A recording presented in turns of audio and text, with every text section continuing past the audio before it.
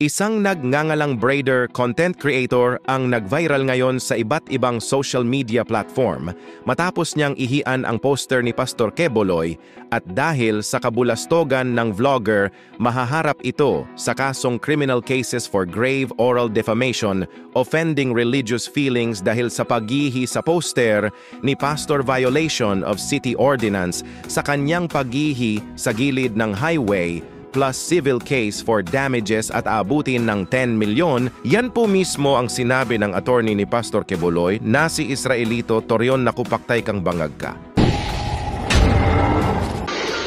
Dulgiti, doon dire sa poste, pangihi, and then piyong. Walay makakita si muha pag magpiyong raka.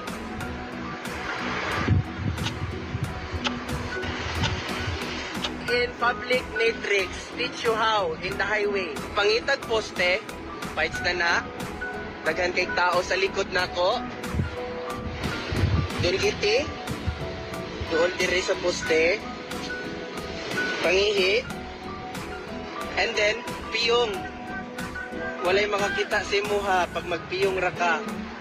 Sa ibang balita mga kababayan, ginawang makatotohanan ng iilang mga kongresista ang naging pahayag ni dating Pangulong Duterte noong February 13 sa isinagawang proclamation rally ng PDP laban kung saan nagbiro ang dating Pangulo na gurgurin umano niya ang fit-10 na senador na ngayon nga po hinimok na ng ilang mga kongresista ang NBI para imbestigahan umano ang pahayag ni dating Pangulo sa mga senador. Matapos irekomenda ng National Bureau of Investigation o NBI na sampahan ng mga reklamong sedition at grave threats si Vice President Sara Duterte dahil sa naging pahayag nito laban kina Pangulong Bongbong Marcos Jr., First Lady Lisa Araneta Marcos at House Speaker Martin Romualdez. Isang kongresista ang nagbigay ng suhestyon sa NBI na silipin naman ang pahayag ng ama nitong si dating Pangulong Rodrigo Duterte kamakailan. Sa proclamation rally para sa senatorial candidates ng PDP laban noong nakalipas na linggo, binitiwan ng dating presidente ang pahayag upang makapasok umano ang mga sinusuportahang kaalyado. Marami kasi sila, ano dapat ang gawin natin? Natin yung mga senador ngayon para mabakante. Tayo ng mga 15 na senador, pasok na tayo lahat. Ayon kay House Assistant Majority Leader Lanao del Sur 1st District Representative Sia Alonto Adjong, sa isang demokrasya may kapangyarihan ng mga salita, lalo na kung ito ay mula sa isang dating presidente ng bansa.